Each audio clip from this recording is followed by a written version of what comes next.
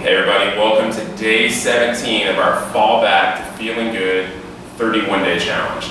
Today we're going to do part one of our basically our two-part series of unlocking the foot.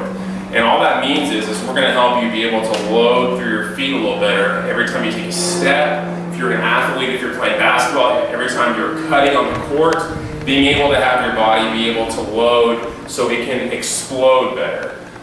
The reason why we have lots of injuries and lots of problems with our bodies in general is because they're so locked up and they're not able to load properly every time we're transferring energy throughout our body. Therefore, certain joints are just taking a hit. So usually if you have a really tight foot or a foot where you've had lots of ankle sprains or just a really rigid foot in general, more than likely you've probably dealt with some sort of knee and or low back pain. So we're going to kind of help clean that up for you today. So what we're going to do is find your good old trusted lacrosse ball. For about 3 to 4 minutes, you're just going to kind of hang out, sit down on the ground, and you can probably have, I'll move my socks so you guys can see this. We're going to kind of clean up all the tissue underneath our ankle, right in here, and basically along our heel.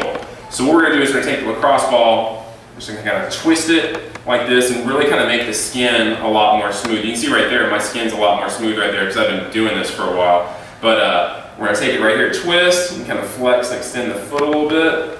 Other thing you can do is just really find those nice tender areas and just kind of work on the inside of the calf as well. You want to stay off the bone. Just kind of reach just like that, kind of flex and extend the foot. Just kind of find a new spot, just work through all those tissues right in there. You can also kind of smash and pull or push, just like that on those tissues, really kind of open up that foot.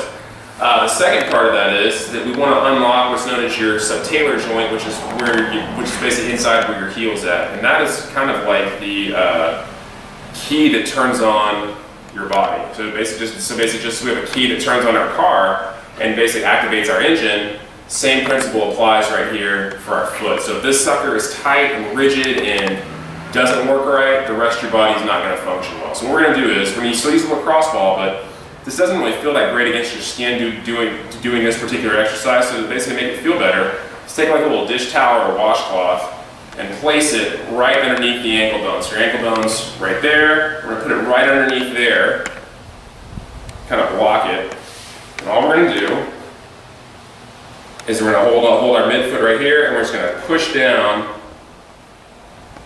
on that heel bone. So we're trying to cause some good separation our heel bone right there and our midfoot, really kind of opening up all that tissue. So like whenever you take a step into the ground, that really loads all of that and really turns on your butt basically. All right, so just kind of basically use that lacrosse ball to basically kind of keep that ankle bone in place and just kind of push down that heel, come back. And I'd spend about 2 to 3 minutes at least in that position, especially if you're someone who has really tight and rigid feet.